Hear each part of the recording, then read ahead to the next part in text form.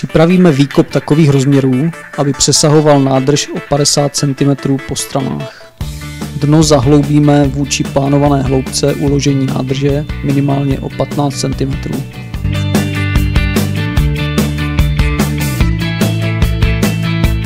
Na dno výkopu nasypeme minimálně 15 cm písku nebo obláskového štěrku maximální frakce 8:16.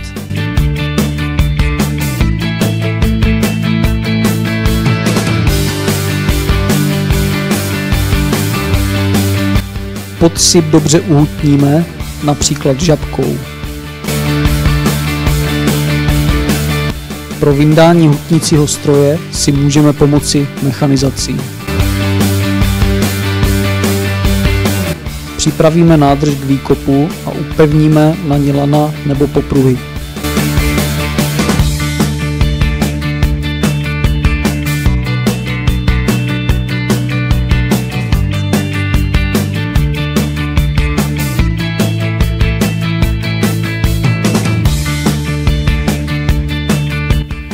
Nádrž pomocí mechanizace opatrně umístíme na dno výkopu.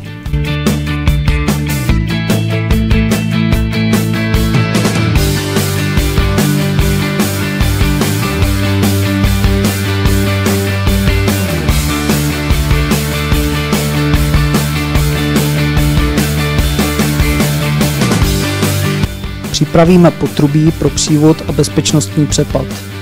Potřebujeme kabely k čerpadlu, přívod vody, LDPE hadici k čerpadlu.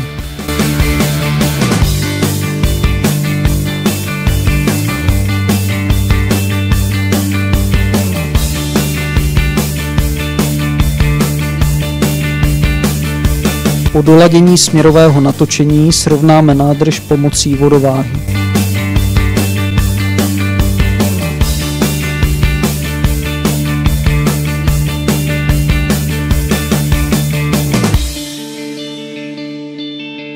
Před začátkem zásypu naplníme nádrž do 1/3 výšky vodou a zakryjeme všechny otvory.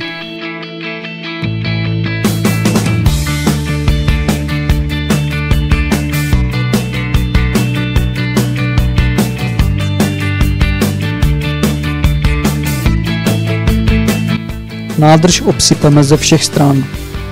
Použijeme písek nebo obláskový štěrk maximální frakce 8/16.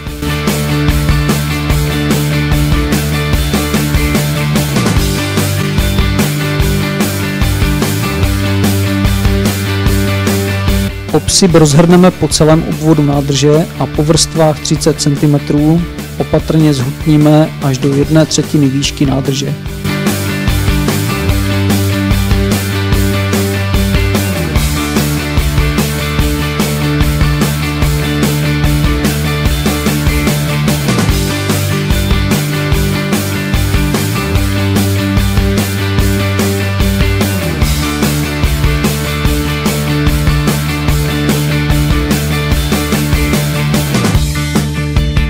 Nádrž dopustíme vodou do 2/3 výšky.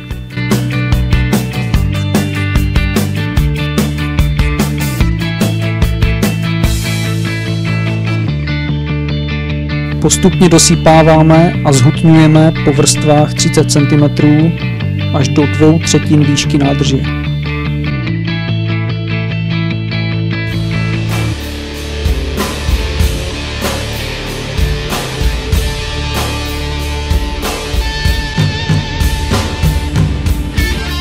Vykopeme jámu na vsakovací objekt a rýhu pro potrubí bezpečnostního přelivu.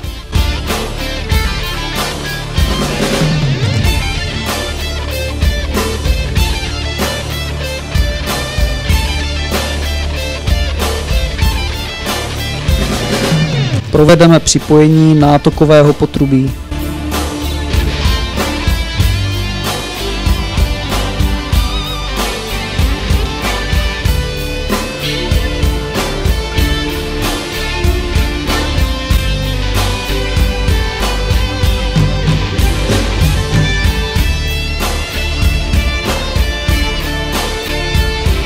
Připojíme potrubí bezpečnostního přepadu.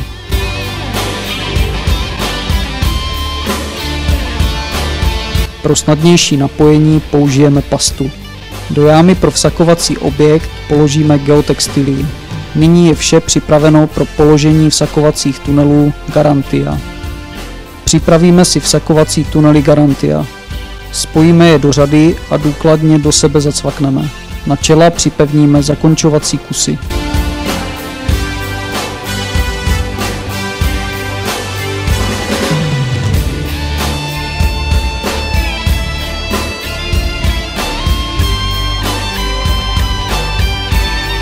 Řadu vsakovacích tunelů položíme na geotextilii a připojíme potrubí bezpečnostního přelivu.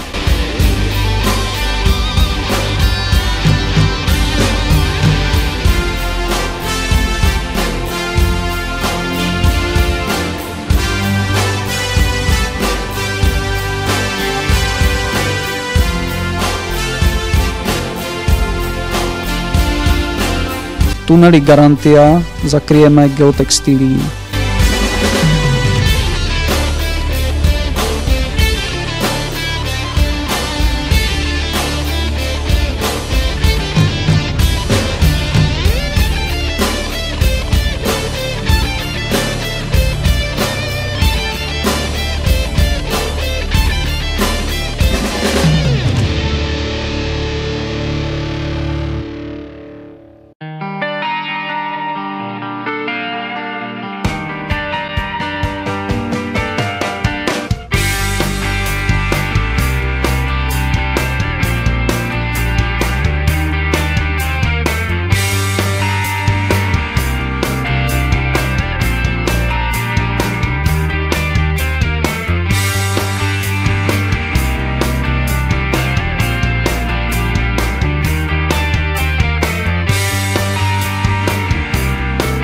Poslední třetinu výšky nádrže doplníme vodou. Postupně zasypáváme a zhutňujeme po vrstvách 30 cm.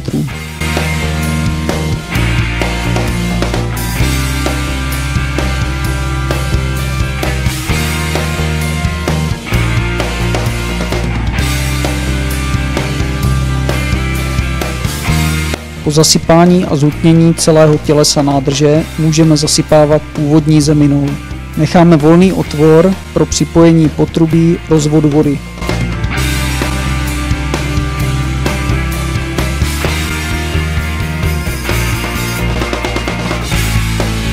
Připravíme LDPE potrubí rozvodu vody a připojíme ho k čerpadlu.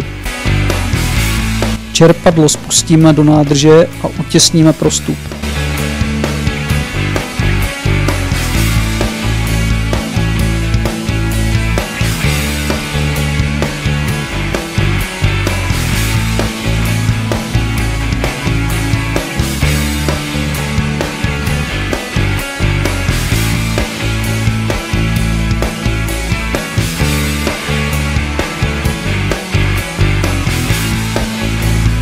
Protáhneme kabel pro připojení čerpadla k elektřině.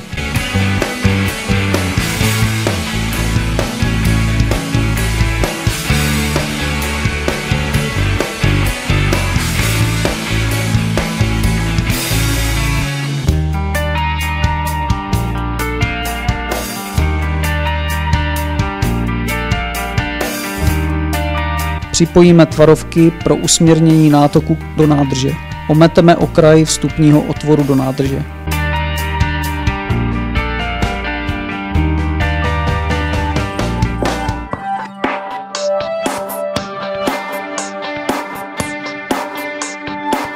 Nasadíme kopuli a límec.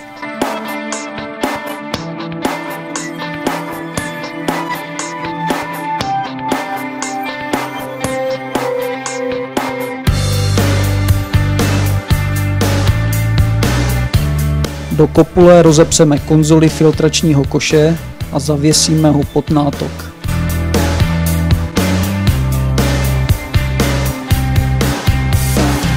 Nasadíme poklop.